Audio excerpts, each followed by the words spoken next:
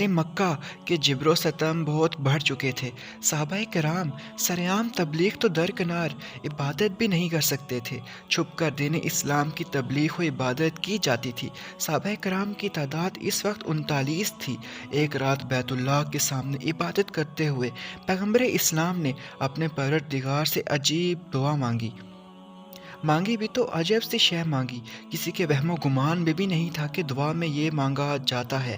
اسلام کی بڑھوتری کی دعا کی جاتی، اہل مکہ کے ایمان لانے کی دعا کی جاتی، دنیا اسلام میں اسلام کی اشاعت کی دعا کی جاتی، یا اہل مکہ کے ظلم و ستم کی بندش کے لیے ہاتھ اٹھائے جاتے۔ لیکن میرے عظیم پیغمبر اکرم نے دعا کی کہ اے اللہ، عمرو ابن حشام اور عمر ابن الخطاب میں سے کسی ایک کو اسلام کی عزت کا ذریعہ بنا۔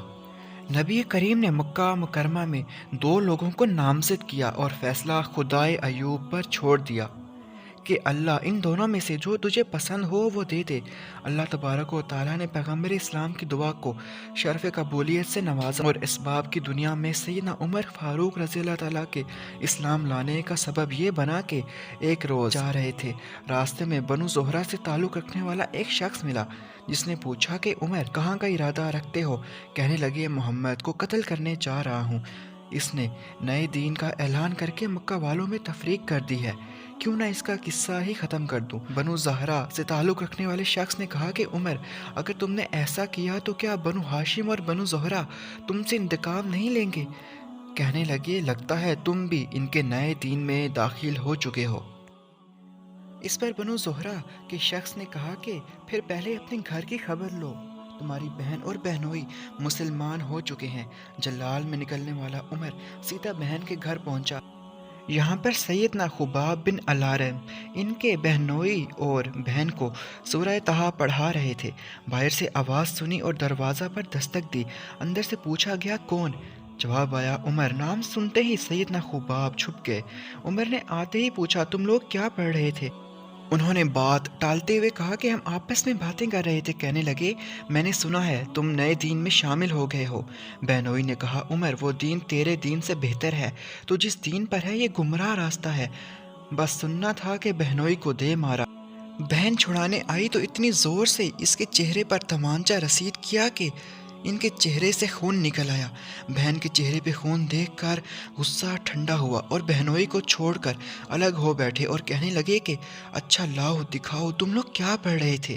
بہن نے کہا کہ تم ابھی اس کلام کے آداب سے ناواقف ہو، اس کلام مقدس کے آداب میں پہلے تم وضو کرو پھر دکھاؤں گی۔ انہوں نے وضو کیا اور سورہ طٰہٰ پڑھنی شروع کی۔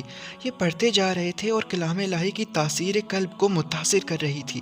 خباب یہ منظر دیکھ کر باہر نکل آئے اور کہنے لگے کہ عمر کل رات نبی کریم نے بارگاہ خداوندی میں دعا کی تھی کہ عمرو بن حشام یا عمر بن خطاب میں سے کسی ایک کو اسلام کے تابع کر دے۔ اے عمر میرے دل نے گواہی دی تھی کہ یہ دعائے پیغمبری عمر بن خطاب کے حق میں پوری ہوگی۔ اس طرح کی ایک اور روایت سیدنا سعید بن مسیب رحمہ اللہ سے مروی ہے کہ وہ فرماتے ہیں کہ جب کبھی رسول اللہ عمر بن خطاب یا ابو جہل کو دیکھتے تو رب العزت کے حضور دست دعا دراز کرتے ہوئے فرماتے اے اللہ ان دونوں میں سے جو تیرے نزدیک زیادہ پسندیدہ ہے اسے اپنے دین کی قوت عطا فرما۔ سیدنا خباب بن ارت رضی اللہ عنہ سے سیدنا عمر رضی اللہ عنہ کہنے لگے کہ اچھا تو مجھے بتاؤ محمد کہاں ہے، میں ان سے ملنا چاہتا ہوں۔ انہوں نے بتایا کہ صفا پہاڑی پر واقع ارقم رضی اللہ عنہ کے مکان میں قیام پذیر ہیں۔ سیدنا عمر چل پڑے۔ درے پر مقیم صحابہ کرام نے جب دیکھا کہ عمر آ رہا ہے اور ہاتھ میں ننگی تلوار ہے تو گھبرائے ہوئے حضرت کو بتایا۔ وہیں اسد اللہ رسول اللہ کے چچا حمزہ بن عبد المطلب بھی تھے۔ فرمانے لگے کہ آنے دو، اگر ارادہ نیک ہے تو خیر ہے اور اگر ارادہ صحیح نہیں ہے تو میں اس کی تلوار سے اس کا کام تمام کر دوں گا۔ جب سیدنا عمر وہاں پہنچے تو پیغمبر اسلام پر نزول وحی جاری تھا۔ چند لمحوں بعد آپ صلی اللہ علیہ وآلہ وسلم نے عمر رضی اللہ عنہ سے فرمایا اے عمر تم کس چیز کا انتظار کر رہے ہو؟ کیا ابھی وقت نہیں آیا کہ تم اسلام قبول کرو؟ بس یہ سننا تھا کہ فوراً کلمہ شہادت پڑھتے ہوئے دائرہ اسلام میں داخل ہو گئے۔ اصحاب رسول نے حضرت عمر کے اسلام لانے کی خوشی میں اس زور سے نعرہ تکبیر بلند کیا کہ صحن کعبہ میں بیٹھے ہوئے کفار و مشرکین نے بھی سنا۔ اور اس نعرے کی آواز سے وادی مکہ گونج اٹھی۔ پھر رسول اللہ نے حضرت عمر کے سینہ مبارک پر دست اقدس رکھا اور دعا فرمائی، یا اللہ اس کے سینے میں جو کچھ میل کچیل ہو وہ دور کر دے اور اس کے بدلے ایمان سے اس کا سینہ بھر دے۔ قبول اسلام کے وقت بعض مورخین کے نزدیک آپ کی عمر 23 سال تھی اور بعض کہتے ہیں کہ عمر 26 سال تھی۔ مصر کے ایک بہت بڑے عالم مفسر قرآن جناب علامہ طنطاوی نے عجیب جملہ کہا ہے کہ حقیقت یہ ہے کہ عمر رضی اللہ عنہ اس گھڑی پیدا ہوئے تھے اور یہیں سے ان کی زندگی کا آغاز ہوا تھا۔ مفسر قرآن سیدنا عبداللہ بن عباس علیہ السلام فرماتے ہیں کہ رسول اللہ نے فرمایا، جبرائیل میرے پاس آئے اور کہا کہ آسمان والے عمر کے قبول اسلام پر خوشیاں منا رہے ہیں۔ چند ہی لمحوں بعد سیدنا عمر نے فرمایا کہ اے اللہ کے نبی، کیا ہم حق پر نہیں ہیں؟ آپ علیہ السلام نے اس بات میں جواب دیا تو فرمانے لگے کہ پھر چھپ کر عبادت کیوں کریں، چلیے خانہ کعبہ میں چل کر عبادت کرتے ہیں۔ میں قربان جاؤں اپنے آقا مولا صلی اللہ علیہ وآلہ وسلم پر کہ انہوں نے ایسے ہی عمر کو نہیں مانگا تھا، بلکہ دور رس نگاہ نبوت دیکھ رہی تھی کہ اسلام کو عزت و شوکت عمر کے آنے سے ہی نصیب ہوگی۔ حضور اکرم نے صحابہ کرام کو 2 صفوں میں تقسیم کیا۔ ایک صف کے آگے اسد اللہ حضرت حمزہ علیہ السلام چل رہے تھے اور دوسری صف کے آگے خود رسول اللہ صلی اللہ علیہ وآلہ وسلم چل رہے تھے۔ مسلمان جب کعبہ میں داخل ہوئے تو کفار مکہ نے دیکھا، نظر پڑی حمزہ اور عمر پر تو بڑے غمگین ہوئے، لیکن کس میں جرأت تھی کہ کوئی بولتا۔ اس دن سے مسلمانوں کے لیے تبلیغ میں آسانی پیدا ہو گئی، اور یہی وہ دن تھا جب اللہ تعالیٰ نے نبی پاک سے فرمایا، اللہ تعالیٰ نے سچ کو عمر کے قلب و لسان پر جاری کر دیا اور وہ فاروق ہے۔ اللہ تعالیٰ نے اس کے ذریعے حق و باطل میں فرق کر دیا۔ حضرت سیدنا عبداللہ رضی اللہ عنہ فرماتے ہیں کہ اللہ کی قسم ہم کعبہ کے پاس کھلے بندوں نماز نہیں پڑھ سکتے تھے یہاں تک کہ حضرت عمر اسلام لائے۔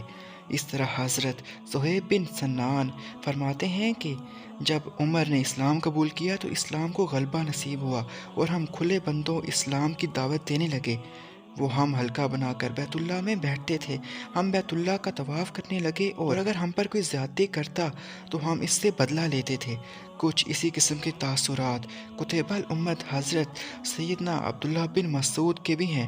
وہ فرماتے ہیں کہ عمر کا اسلام قبول کرنا ہماری کھلی فتح تھی اور عمر کا ہجرت کرنا ہمارے لیے اللہ تعالیٰ کی نصرت ہی خاص تھی، اور آپ کی خلافت تو ہمارے لیے سراپا رحمت تھی۔ میں نے وہ دن بھی دیکھے کہ جب ہم بیت اللہ کے قریب بھی نماز ادا نہیں کر سکتے تھے، لیکن جب عمر نے اسلام قبول کیا تو آپ نے کفار سے مقابلہ کیا، یہاں تک کہ وہ ہمیں نماز پڑھنے دینے لگے۔ حضرت عمر رضی اللہ عنہ قریش کے قبیلہ بنو عدی میں سے تھے۔ آپ رضی اللہ عنہ عدوی قریشی ہیں۔ آپ کی اولاد پاکستان میں بھی موجود ہے جو اپنے نام کے ساتھ فاروقی قریشی لکھتی ہے۔ حضرت عمر رضی اللہ عنہ نے اپنے آخری ایام حیات میں دیکھا کہ خواب میں ایک سرخ مرغ آپ رضی اللہ عنہ کے شکم مبارک میں 3 چونچے مار رہا ہے۔ آپ نے یہ خواب لوگوں سے بیان کیا اور فرمایا کہ میری موت کا وقت قریب ہے۔ اس کے بعد یہ ہوا کہ ایک روز اپنے معمول کے مطابق بہت سویرے نماز کے لیے مسجد میں تشریف لے گئے۔ اس وقت ایک وضع آپ کے ہاتھ میں ہوتا تھا اور سونے والے کو اپنے وضع سے جگاتے تھے۔ مسجد میں پہنچ کر نمازیوں کی صفیں درست کرنے کا حکم دیتے، اس کے بعد نماز شروع فرماتے اور نماز میں بڑی بڑی سورتیں پڑھتے۔ اس روز بھی آپ نے ویسا ہی کیا۔ نماز ویسے ہی آپ نے شروع کی تھی، صرف تکبیر تحریمہ کہہ پائے تھے کہ ایک مجوسی کافر ابو لولو فیروز لعین جو حضرت مغیرہ کا غلام تھا، ایک زہر آلود خنجر لیے ہوئے مسجد کے محراب میں چھپا ہوا بیٹھا تھا۔ اس نے آپ کے شکم مبارک میں 3 زخم کاری اس خنجر سے لگائے۔ آپ بے ہوش ہو کر گر گئے اور حضرت عبد الرحمن بن عوف نے جلدی سے بجائے آپ کے امامت کی اور مختصر نماز پڑھا کر سلام پھیرا۔ ابو لولو نے چاہا کہ کسی طرح مسجد سے باہر نکل کر بھاگ جائے، مگر نمازیوں کی صفیں مثل دیوار کے حائل تھیں، ان سے نکل جانا آسان نہ تھا۔ اس نے اور صحابیوں کو بھی زخمی کرنا شروع کر دیا۔ 13 صحابی زخمی، جن میں سے 7 جام بر نہ ہو سکے۔ اتنے میں نماز ختم ہو گئی اور ابو لولو پکڑا گیا۔ جب اس نے دیکھا کہ میں گرفتار ہو گیا ہوں تو اسی خنجر سے اس نے اپنے آپ کو ہلاک کر دیا۔ بالآخر آپ کی دعائے شہادت کو حق تعالیٰ نے قبول فرمایا اور دیار حبیب صلی اللہ علیہ وآلہ وسلم میں بلکہ مصلح رسول پر آپ کو بروز بدھ زخمی کیا گیا اور یکم محرم بروز اتوار آپ نے شہادت پائی۔ شہادت کے وقت آپ کی عمر مبارک 63 برس تھی۔ حضرت صہیب رضی اللہ تعالیٰ عنہ نے نماز جنازہ پڑھائی اور خاص روزہ نبوی میں حضرت ابوبکر صدیق رضی اللہ تعالیٰ عنہ کے پہلو میں آپ کی قبر بنائی گئی۔